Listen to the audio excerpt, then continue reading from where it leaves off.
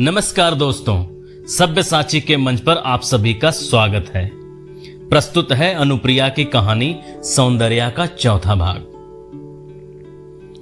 मैं भी कभी आप ही की तरह थी, उन्मुक्त और चंचल, एक मचलती हुई तितली की तरह सदा नाचती रहती थी। माँ बाप की दुलारी थी और मेरे दोस्त ही मेरी दुनिया हुआ करते थे। तुम्हारी ही तरह प्रकृति से प्रेम था मुझे। चांद की सुंदरता जितनी आसमान में थी उससे कहीं ज्यादा मेरी रूह में थी। कभी वो भी एक दिन था जब एक पायल की तरह खुद को ही अपने पैरों में बांधकर थिरकती रहती थी। इन्हीं विलक्षणताओं के साथ फिर एक दिन मैं किसी के प्यार में पड़ गई, पर मेरे प्रेम ने मेरे माँ बाप का दिल तोड़ दिया और जिसको मैं चाहती थी उसने मेरा। शायद प्रेम कई लोगों से होता होगा, पर मैंने अपने जीवन में ऐसा कोई अनुभव नहीं जाना। इसलिए मैं कुछ ज्यादा तो नहीं कह पाऊंगी, पर इतना जरूर जानती हूं कि प्रेम में प्रेमी भले बदलता हो, पर प्रेम नहीं बदलता। उसकी आवाज में अब भारीपन था, जैसे आज वो अपने सारे अल्फाजों को, सारे जज्बातों को बता देना चाहती हो, जो सालों से किसी से कह न पाई हो वो कह देना चाहती हो। जैसे अरसों से बादल की काली घटा बरसना चाहती हो और बरस ना सकी हो। आज इस वक्त सौंदर्या को जो बांटने को आतुर थी, उसे मैं बस चुपचाप लेने को तैयार था।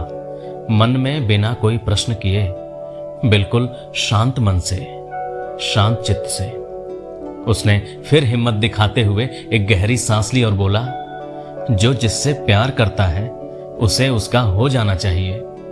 मेरे मन ने मेरे भीतर से मुझसे कहा, हाँ, जिसे चाहो उसका तो उसे हो ही जाना चाहिए। सौंदर्या आगे कहती ही रही कि मैंने उसे आसानी से जाने दिया और खुद के ऊपर सारे जख्म लेती चली गई। खुद का दिल बहुत दुखाया मैंने, पर क्या करती, मैं जबरदस्ती उसको पसंद तो नहीं आ सकती थी ना। दुख तो बस इस बात का है कि अगर पसंद नहीं थी तो प्रेम करने का नाटक क्यों किया? क्यों अपनी चिकनी चुपड़ी बातों के जाल में उसने मुझे फंसाया, जिसको अनजाने में हकीकत समझ रही थी मैं। उसकी झूठी प्रेम की बातों में मेरी सच्ची भावनाएं धोखा खाती रही। पर आज भी मुझे कहीं न कहीं लगता है कि उसको भी मुझसे प्रेम था, पर उसे सामाजिक सरोकारों से ज्यादा लगाव था, अपने प्रेम से भी ज्यादा। ये सब कहते वक्त सौंदर्या मानो जैसे कई पत्थरों का बोझ संभाले हुए बोल रही हो। तुमने उसे यूं ही जाने क्यों दिया? मैंने पूछा तो उसने जवाब में कहा कि उसका प्रेम खत्म हो गया था मेरे प्रति, पर मेरा नहीं खत्म हुआ था। मैंने उससे वादा किया था कि मेरी वजह से उसको कभी कोई तकलीफ नहीं होगी, और उसे कभी तकलीफ हुई भी नहीं। उसने कभी खुद को तकलीफ दी भी नहीं। मेरे घर वालों ने बहुत चाहा कि मैं शादी कर लूं, पर मैं ऐसा नहीं कर सकती थी, क्योंकि जब मेरे और आकाश के बीच प्रेम था तब वो रिश्ता नहीं चल पाया। तो जिस रिश्ते की बुनियाद में प्रेम न हो, वो रिश्ता कैसे चल सकता है? गुस्से में आकर घर वालों ने कहा, या तो शादी कर लो या फिर यहां से बहुत दूर चली जाओ, क्योंकि उनको भी समाज को जवाब देना था कि आपकी बेटी शादी क्यों नहीं कर रही? आपकी बेटी क्या हमेशा ही आपके पास रहेगी? क्या ऐसे ही जिंदगी भर कुंवारी बैठी रहेगी? धवल, मैं आपसे पूछती हूं, क्या बिना शादी किए हम लड़कियां अपने माँ बाप के घर नहीं रह सकती?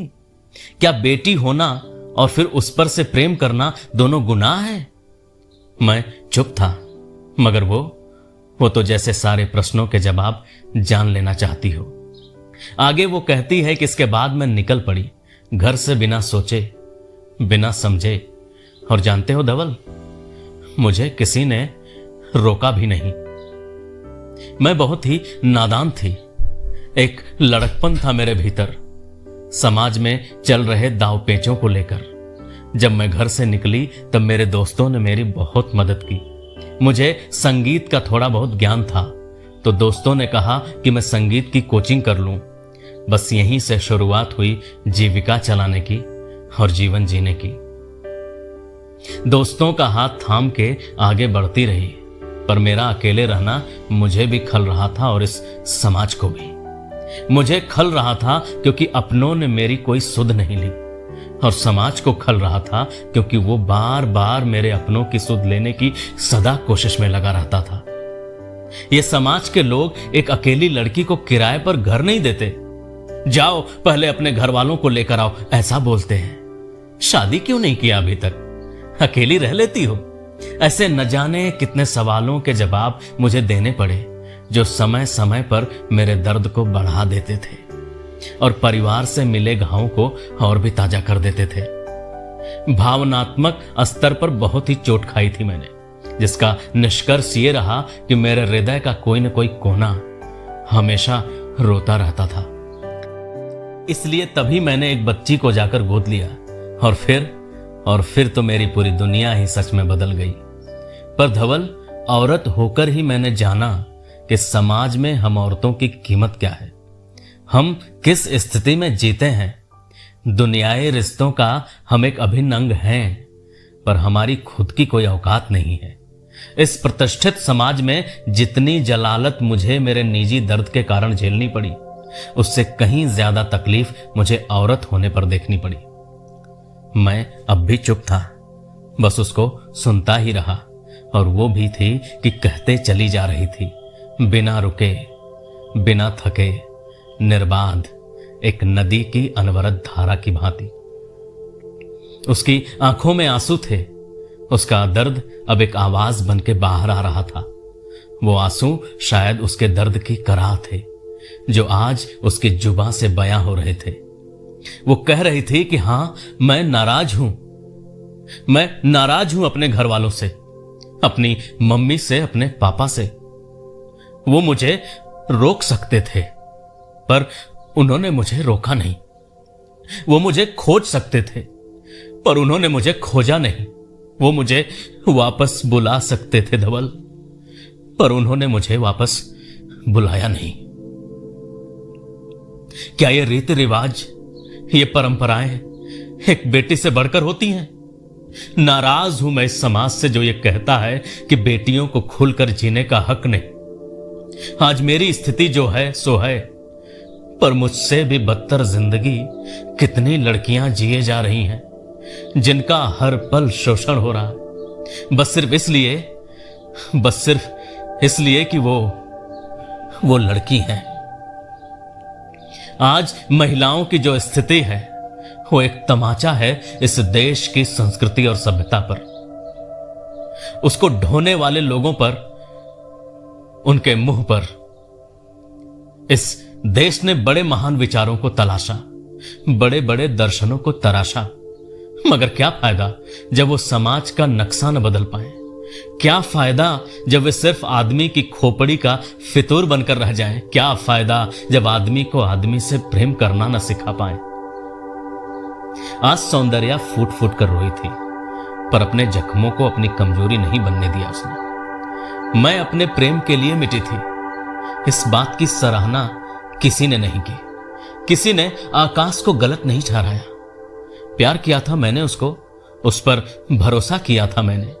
ये मेरी गलती है कहकर जमाने ने मुझ पर ताना मारा, मुझे भला बुरा कहा। आज किसी तरह खुद को खड़ा कर पाई हूं, फिर भी लोगों का नजरिया नहीं बदल पाई हूं।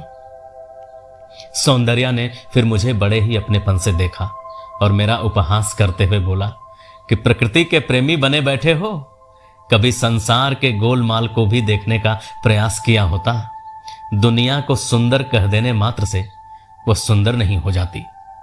आज की तारीख में हम दोनों, मैं और मेरी बेटी, खुशी से इस दुनिया में जी रहे हैं, क्योंकि हम दोनों एक दूसरे का सहारा हैं, हम दोनों एक दूसरे को समझते हैं।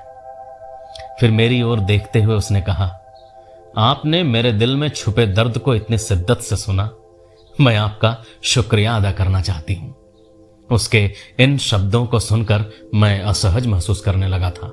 मन ही मन बोला कि इस तकल्लुफ की क्या जरूरत है, मैं तो दोस्त हूं आपका। और फिर उसकी कहानी सुनते सुनते मेरे भीतर का प्रेम द्रवित हो चुका था। मैं अब उससे कैसे कहता कि बाहर की सौंदर्या को सुनते सुनते मैं उसकी आंतरिक सौंदर्यता में खो गया था। अब शायद मैं भी उसके जैसा हो गया था, मुझे सच में उससे प्रेम हो गया था। तभी दरवाजे की बेल बजी और सुहानी ने मुझे देखकर कहा, अरे अंकल, आप कब आए? आपके तुरंत जाने के बाद बेटा, यह कहते हुए मैंने सुहानी को अपनी गोद में उठा लिया और फिर हम दोनों खेलने लगे। अब तक सौंदर्या भी सहज हो चुकी थी। मैं खुश था कि कुछ दर्द वो मुझसे कह पाई, कुछ भार वो अपने सिर से उतार पाई, कुछ एहसास वो मेरे साथ कर पाई। उसकी कहानी सुनने के बाद उस वक्त मेरे शब्द खाली रह गए थे। जब कुछ भी नहीं सूझा तो मैंने उससे कहा, अच्छा तो अब चलूं मैं? सौंदर्या ने फिर मेरा धन्यवाद किया और कहा कि अच्छा लगा कि आप आए और मेरे दोस्त बने। ऐसे ही आते रहिएगा, सुहानी को भी अच्छा लगेगा। आज के लिए इतना ही। जल्दी मिलेंगे कहानी के 5वें और अंतिम भाग को लेकर। आपने कहानी को इतनी भावना से सुना, इसके लिए आपका शुक्रिया अदा करता हूं। बस थोड़ा सा और इंतजार और फिर कहानी का अंतिम पड़ाव आपके सामने होगा। धन्यवाद।